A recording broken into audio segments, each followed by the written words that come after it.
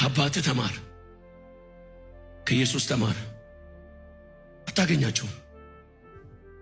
ለምንድነው ብራዘር በሰው የምትጎዳው? እህት ዓለም አይበቃሽም እንዴ? በቃ 30-40 ሰው አይተሻል። ድጋሚ በሚያስቀብጥ ሰው ልብ አትክፈሺ፣ ዝጊው። አይበቃችሁም እንዴ እናንተ? ትናንት ያጨበጨበላችሁን ሰው ዛሬ የምትጠብቁታላችሁ? ለምን ትጠብቀዋለህ? የሆነ ነገር እንደሌለ አውቆ ነው የሸሸ። በቃ ከላስ ሰው ካለው ጋር ነው የሚፈሰው። ሲኖር ነው ሰው የሚወድ። ዱርዬ መንደር ስትሄድ ኪሴ ነው ጓደኛ ይልሃል። ኪሱ ባዶ ከሆነ የለህም። ለዚህ ነው እኔ ባንተ ነው ደስ የሚለኝ ይለዋል። ከብቶች ዋጋ አጣ ባይኖሩ፣ ወይን ፍሬ ባይሰጥ፣ ልጆች በቤት ባይኖሩ ደስ የሚለኝ ነው ይላል። ባንተ ነው፣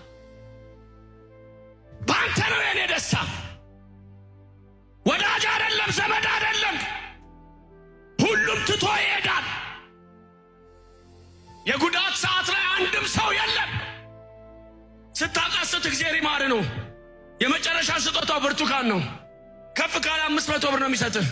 ከዚህ ውጭ ምንም አያደርግልህም። ታመመ እንዴ? አዎ። ሆስፒታል መጥተው ይጠይቁሃል። ድጋሚ አይጠይቁህም።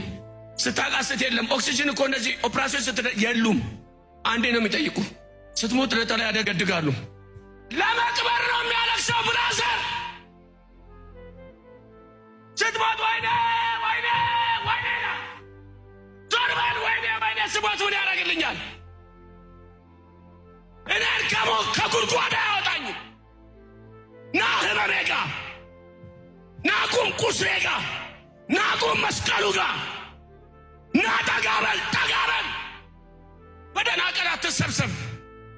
ችግሩ ላይ ና እስቲ ጎበዝ ከሆንክ ና ጠጋበል መስቀሉ ላይ ና።